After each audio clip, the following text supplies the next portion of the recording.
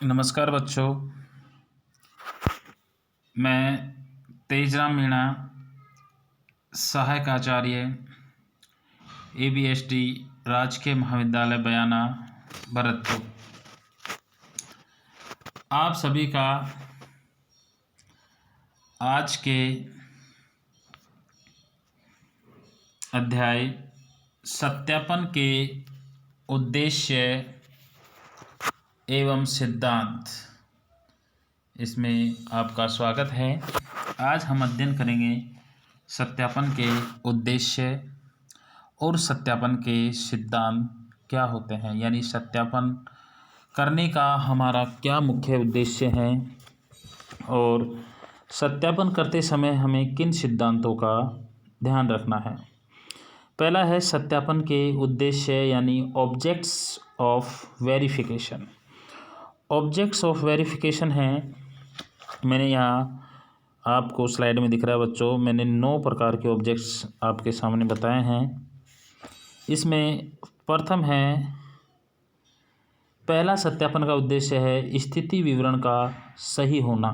स्थिति यानी picture of true position, यानी चिट्ठा सही स्थिति का विवरण देता है या नहीं, ये सत्यापन का पहला उद्देश्य है।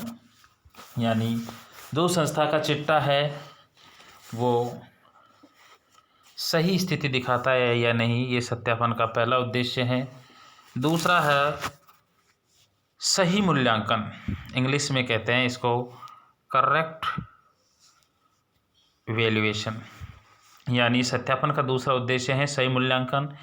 इसमें देखा जाता है संपत्तियों एवं दायित्वों का मूल्यांकन सर्वमान्य लेखा सिद्धांतों के अनुसार सही किया गया है तथा मूल्यांकन पिछले वर्ष के अनुरूप है, यानी मूल्यांकन में कोई गड़बड़ी तो नहीं है।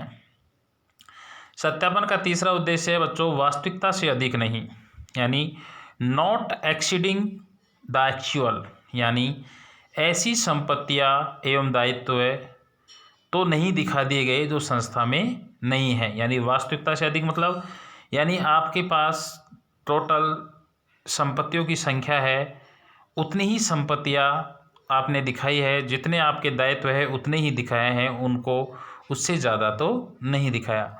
नंबर 4 है वास्तविकता से कम तो नहीं, यानी संस्था की समस्त दायित्व और संपत्ति जो दिखाई गई है वो एक्चुअल है, कहीं किसी को छुपा तो नहीं लिया। तो पहला है वास्तविकता से अधिक नहीं होना चाहिए और वास्तविकता से कम नहीं होना चाहिए, ये देखने के लिए भी सत्यापन किया जाता है।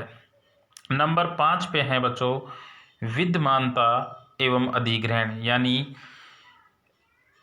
एग्जिस्टेंस एंड पोजीशंस, यानी चिट्ठे में दिखाई गई संपत्तियां वास्तव में व्यवसाय में है या नहीं, उन पर संस्था का अधिग्रहण है या नहीं।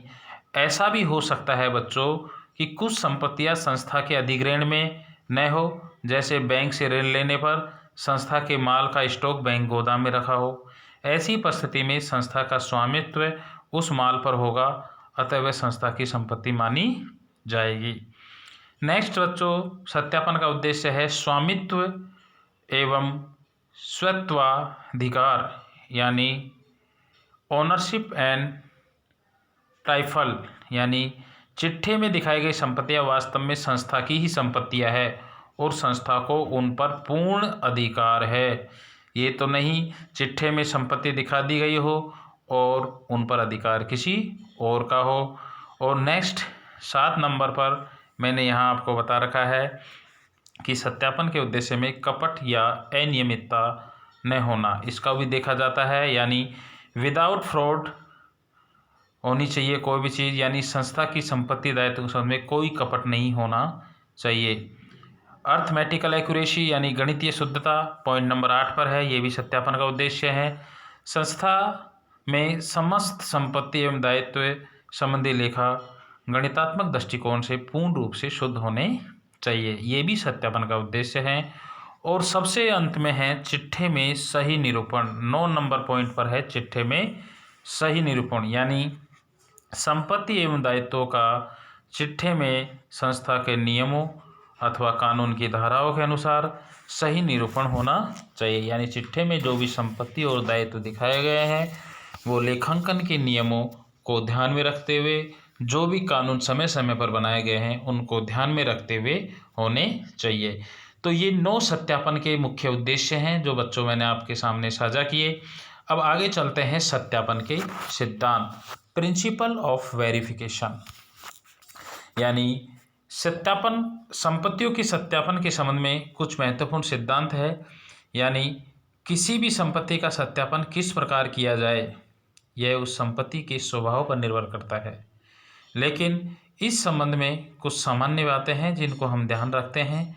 संपत्तियों का सत्यापन करने के लिए कुछ सिद्धांत आपके सामने हैं, जिनमें मुख्य सिद्धांत है वो 5 है जो मैं यहाँ स्लाइड में आपको दिखा रहा हूँ। तो देखिए बच्चों, सबसे पहला है अस्तित्व, एग्जिस्टेंस। यानी संपत्तियों के अस्तित्व की जांच भौतिक परीक्षण द्वारा की जानी चाहिए। यानी वो संपत्ति संस्था में स्थिति को है या नहीं, आप उसको फिजिकल देखो, यानी फिजिकल इंस्पेक्शन करो उसका। यानी आपकी संस्था में दिखाया गया कि प्लांट है, वो है 15 लाख रुपए का प्लांट है, तो प्लांट उस समय उस संस्था में मौजूद है या नहीं आपको जाकर देखना चाहिए। ये एक अंकेशक का ये एक ड्यूटी बनती है। यदि किसी संपत्ति का पूर्ण भौतिक परीक्षण संभव नहीं हो तो इस संबंध में प्रबंधकों से प्रमाण पत्र लिया जा सकता है। जैसे स्टॉक के संबंध में तो मैनेजमेंट से आप प्रमाण पत्र ले लो कि भैया आपने जो स्टॉक दिखाया गया है वो पूर्ण रूप से सत्य है। अगर ये पूर्ण रूप से इतना स्टॉक दिखाया गया है वो अगर संस्था में मौजूद नहीं है तो इसके लिए आप जिम्मेदार होंगे। यदि किसी संपत्ति का अधिग्रहण पोजेशन किसी दूसरे के पास है तो उसका प्रमाण पत्र लेकर संपत्ति के अस्तित्व की जांच की जा सकती है। यानी आपने किसी संपत्ति को कहीं दूसरे व्यक्ति को दे रखा है और आपके बैलेंस शीट में आपने दिखा रखी है, तो आप, जैसे उदाहरण के लिए मैं बात करूं, यदि सार्वजनिक गोदाम में माल रखा है तो गोदाम के अधिकारियों से प्रमाण पत्र लिया जा सकता है। यानी आपका माल किसी गोदाम में रखा हुआ है और अंकेशक उसकी फिजिकल वेरिफिकेशन नहीं कर पाता तो मैनेजमेंट से उस संबंध में प्रमाण पत्र ले सकते हैं। नेक्स्ट सिद्धांत है, ये तो अस्तित्व के संबंध में था। दूसरा है स्वामित्व एवं स्वत्वाधिकार के संबंध में अंकेशक को क्या ध्यान देना है। जो संपत्तियां चिट्ठे में व्यवसाय की संपत्तियों के रूप में दिखाई गई है बच्चों, उनके संबंध में स्वामित्व संलेख की जांच की जानी चाहिए। क्रेता और विक्रेता के बीच हुए किसी भी प्रकार के समझौते की जांच की जानी चाहिए। कुछ संपत्तियों की जांच कैश मीमो से कर लो, जैसे फर्नीचर, टाइपराइटर आदि अगर परचेज किए हैं तो कैश मीमो से उनकी जांच कर लो। और संपत्तियों की स्वामित्व की जांच के साथ साथ बच्चों यह भी देखना चाहिए अंकेशक को कि संस्था को उस संपत्ति के संबंध में पूर्ण अधिकार प्राप्त है या नहीं। नेक्स्ट है सत्यापन के संबंध में बंधक या प्रभार, यानी मॉर्टगेज एंड चार्जेज। यदि किसी संपत्ति को बंधक रखा गया है तो बंधक पत्र की जांच की जानी चाहिए। यानी मॉर्गेज, यदि संपत्ति बंधक रखने वाले के अधिग्रहण में है तो उससे प्रमाण पत्र लिया जाना चाहिए। यह भी देखना चाहिए कि बंधक के अंतर्गत ऋण व्यवसाय के लिए ही लिया गया है, यानी ये तो नहीं कि आपने ऋण अपने व्यक्तिगत उद्देश्य के लिए लिया गया हो और संपत्ति व्यवसाय की गिरवी रख दी गई हो, तो ये भी देखना चाहिए। और अन्य संपत्तियों के संबंध में प्रबंधकों से प्रमाण पत्र लेना चाहिए कि वे बंधक है या प्रभाव मुक्त है। यानी कहने का मतलब है अगर कोई संपत्ति गिरवी रखी हुई है तो अंकेशक को देखना चाहिए सबसे पहले तो वो संपत्ति संस्था के उद्देश्य को लिए गिरवी रखी गई है, संस्था के द्वारा लिए गए ऋणों के लिए गिरवी रखी गई है, कोई व्यक्तिगत उसके पीछे उद्देश्य तो नहीं है। और दूसरा, उसको प्रमाण पत्र भी लेना चाहिए मैनेजमेंट से कि ये संपत्ति है जो गिरवी रखी गई है वो संस्था के उद्देश्य के लिए ही रखी गई है। नेक्स्ट है मूल्यांकन, वैल्यूएशन। अंकेशक को मूल्य निर्धारण करने वाला विशेषज्ञ नहीं है। यानी कहने की बात यह है कि अंकेशक कोई मूल्यांकनकर्ता नहीं है, संपत्तियों का मूल्यांकन स्वयं करे, लेकिन वो मूल्यांकन के औचित्य की जांच करने वाला है। यानी जो मूल्यांकन किया गया है वो सही है या नहीं है। इसलिए यदि वह चाहे या आवश्यक समझे तो किसी संपत्ति के मूल्यांकन के संबंध में विशेषज्ञों से सलाह ले सकता है। और अंकेशक को यह भी देखना चाहिए कि संपत्तियों का मूल्यांकन लेखा प्रणाली के जो भी स्वीकृत सामान्य सिद्धांत है उनके अनुसार है।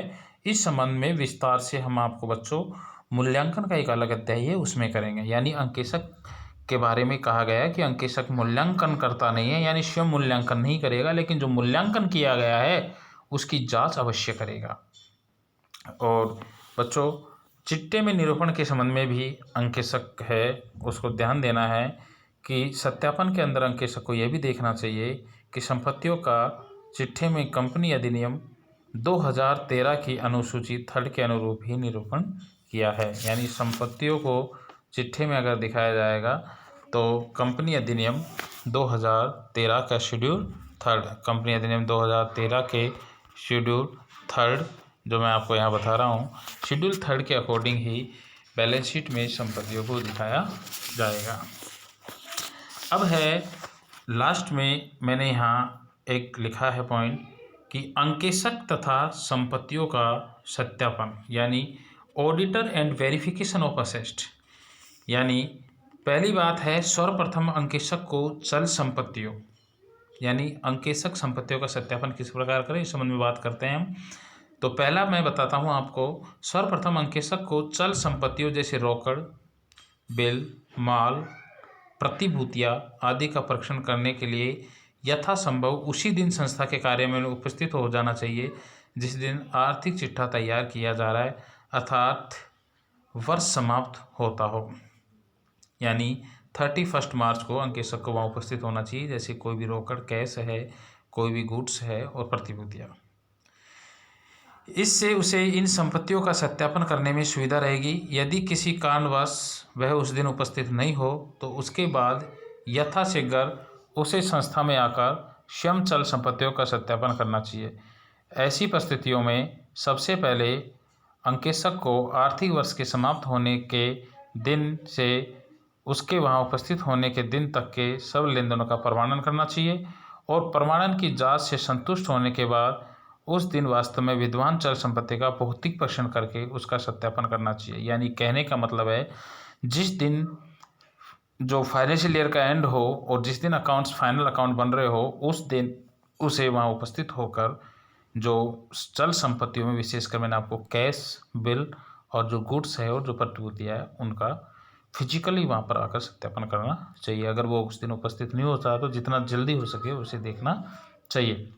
नंबर 2 ध्यान रखना है अंकेशक को विनिमय सुलभ यानी इजीली एक्सचेंजेबल, विनिमय साध्य यानी नेगोशिएबल संपत्तियों का सत्यापन करते समय अंकेशक को बहुत सावधानी करनी चाहिए।